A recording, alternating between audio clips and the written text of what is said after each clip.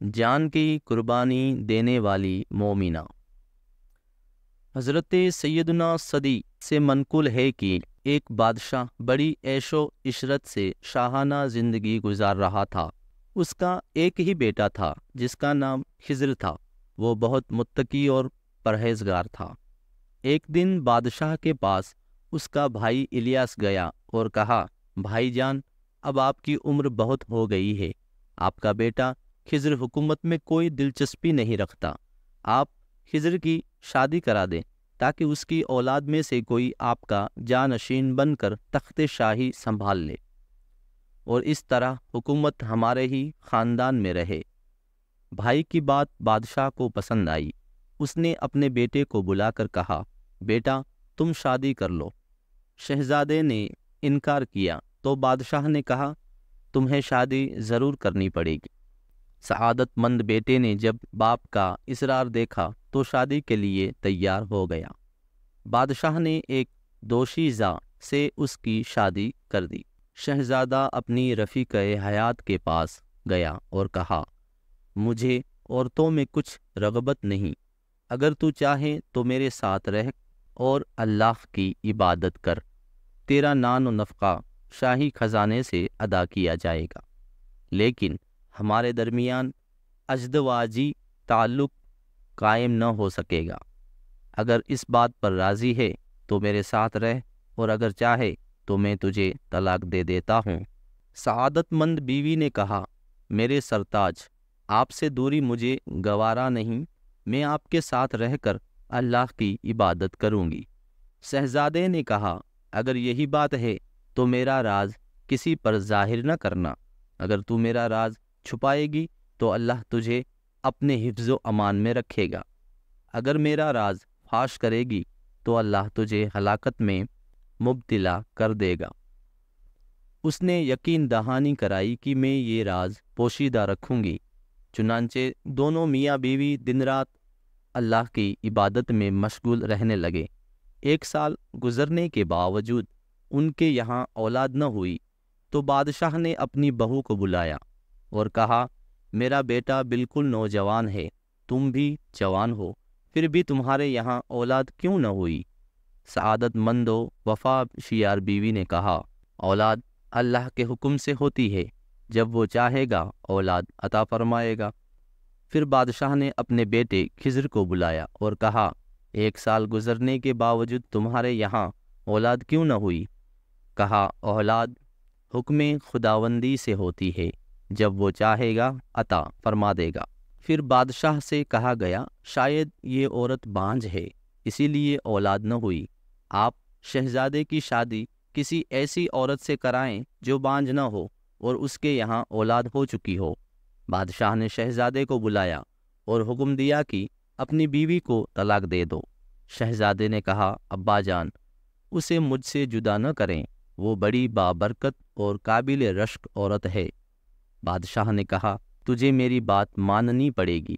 بالآخر شہزادے نے سر تسلیم خم کرتے ہوئے مجبوراً طلاق دے دی۔ بادشاہ نے شہزادے کی شادی ایک بیوہ سے کرا دی جس کے یہاں پہلے ہی اولاد ہو چکی تھی۔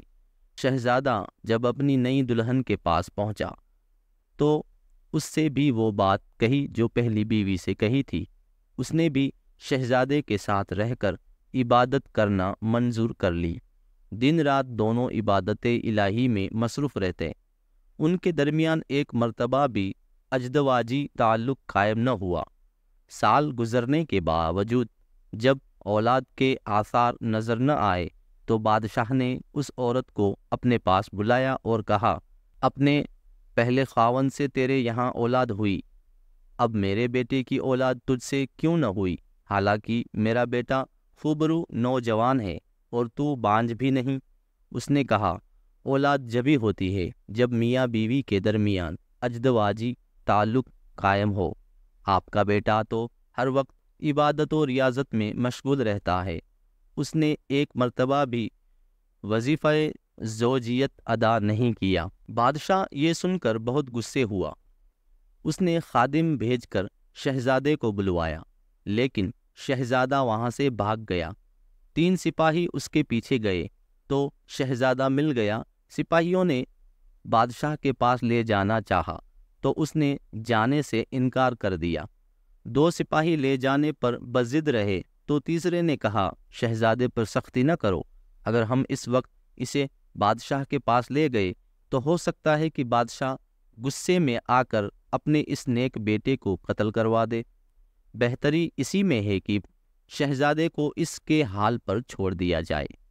دونوں سپاہی تیسرے کی بات سے متفق ہو گئے اور شہزادے کو وہیں چھوڑ کر بادشاہ کے پاس پہنچے۔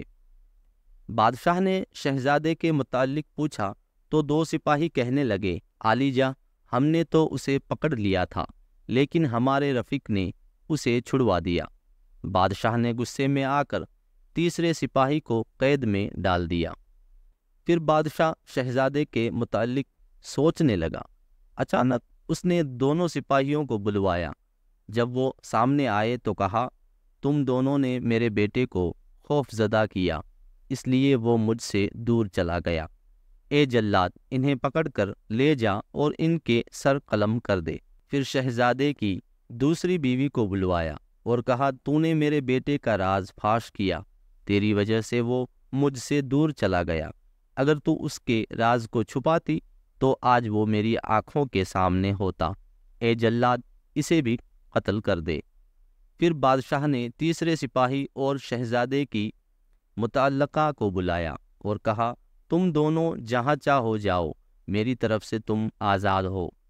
وہ نیک سیرت عورت اپنے شہر کے دروازے کے پاس ایک چھوٹی سی جھوپڑی میں رہنے لگی۔ جنگل سے لکڑیاں کاٹ کر بیچتی اور اپنا گزارا کرتی۔ ایک دن ایک غریب شخص اس طرف آ نکلا۔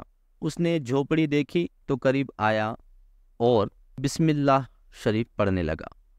عورت اس کی آواز سن کر باہر آئی اور کہا، اے مسافر، کیا تو اللہ کے متعلق جانتا ہے؟ کیا تو اس وحدہ لا شریک ذات پر ایمان رکھتا ہے؟ اس نے کہا، ہاں، میں اللہ کو مانتا ہوں، میں شہزادے خضر کا دوست ہوں۔ عورت نے یہ سنا تو کہا، میں خضر کی متعلقہ ہوں۔ پھر ان دونوں نے شادی کر لی۔ اللہ رب العزت نے انہیں اولاد کی دولت سے نوازا۔ اس طرح ان کی زندگی کے شب و روز خیریت سے گزرتے رہے۔ اس عورت کو فرعون کی بیٹی نے اپنی خادمہ رکھ لیا۔ ایک دن اس کے سر میں کنگھی کرتے ہوئے کنگھی ہاتھ سے گر گئی تو اس نیک سیرت عورت کی زبان سے بے اختیار سبحان اللہ کی صدا بلند ہوئی۔ فرعون کی کافرہ بیٹی نے جب یہ آواز سنی تو کہا، کیا تو نے میرے باپ فرعون کی تعریف کی ہے؟ اس مومنہ نے جواباً کہا، نہیں، میں نے تیرے باپ کی تعریف نہیں کی، بلکہ میں نے تو اس پاک پروردگار کی پاکی بیان کی ہے جو میرا، تیرے باپ فرعون کا اور تمام کائنات کا خالق ہے۔ عبادت کے لائق صرف وہی وحدہ لا شریک ذات ہے۔ اس مومنہ کی ایمان بھری گفتگو سن کر فرعون کی بیٹی نے کہا، میں تمہارے بارے میں اپنے والد کو بتاؤں گی کہ تم اسے خدا نہیں مانتی۔ عورت نے کہا، بے شک بتا دو۔ فرعون کی بیٹی نے اپنے باپ کو بتایا تو اس نیک سیرت مومنہ کو اپنے پاس بلایا اور کہا، ہم نے سنا ہے کہ تو ہمارے علاوہ کسی اور کو خدا مانتی ہے۔ تیری سلامتی اسی میں ہے کہ تو اس نئے مذہب کو چھوڑ کر ہماری عبادت کر اور ہمیں خدا مان، ورنہ تجھے دردناک سزا دی جائے گی۔ عورت نے کہا، جو چاہے کر، میں کبھی بھی شرک کی طرف نہ آؤں گی۔ فرعون نے جب ایک ایماندار اور نیک سیرت عورت کی ایمان افروز گفتگو سنی تو بہت غضبناک ہوا اور تانبے کی دیگ میں تیل گرم کرنے کا حکم دیا۔ جب تیل خوب کھولنے لگا تو اس کے بچے کو ابلتے ہوئے تیل میں ڈال دیا۔ کچھ ہی دیر میں بچے کی ہڈیاں تیل پر تیرنے لگیں۔ ظالم فرعون نے عورت سے کہا، کیا تو مجھے خدا مانتی ہے؟ اس نے کہا، ہرگز نہیں، میرا خدا وہی ہے جو تمام جہانوں کا خالق و مالک ہے۔ فرعون نے اس کا دوسرا لڑکا منگوایا اور ابلتی ہوئی دیگ میں ڈال دیا۔ پھر اس عورت کو شرک کی دعوت دی تو اس نے صاف انکار کر دیا۔ فرعون نے اس کے ایک اور بچے کو تیل میں ڈالا۔ اسی طرح اس با ہمت صابرہ و شاکرہ عورت کے تمام بچوں کو ابلتے ہوئے تیل میں ڈال دیا، لیکن اس نے اپنا ایمان نہ چھوڑا۔ ظالم فرعون نے حکم دیا کہ اسے بھی اس کے بچوں کی طرح تیل میں ڈال دو۔ سپاہی جب اسے لے جانے لگے تو فرعون نے کہا، اگر تمہاری کوئی آرزو ہو تو بتاؤ۔ کہا، ہاں، میری ایک خواہش ہے، اگر ہو سکے تو یہ کرنا کہ جب مجھے تیل کی ابلتی ہوئی دیگ میں ڈال دیا جائے اور میرا سارا گوشت جل جائے تو اس دیگ کو شہر کے دروازے پر بھجوا دینا۔ وہاں میری ایک جھوپڑی ہے، دیگ اس میں رکھوا کر جھوپڑی گرا دینا، تاکہ ہمارا گھر ہی ہمارے لیے قبرستان بن جائے۔ فرعون نے کہا، ٹھیک ہے، تمہاری خواہش کو پورا کرنا ہمارے ذمے ہے۔ پھر اس جرأت مند مومنہ کو ابلتے ہوئے تیل میں ڈال دیا گیا۔ کچھ ہی دیر بعد اس کی ہڈیاں بھی تیل کی سطح پر تیرنے لگیں۔ حضرت سیدنا ابن عباس رضی اللہ تعالی عنہما سے مروی ہے کہ نبی مکرم نور مجسم رسول اکرم شہنشاہ بنی آدم شافع امم رسول محتشم نے ارشاد فرمایا، شب معراج میں نے ایک بہترین خوشبو سونگھی تو کہا، اے جبرائیل، یہ خوشبو کیسی؟ کہا، فرعون کی بیٹی کی خادمہ اور اس کے بچوں کی خوشبو ہے۔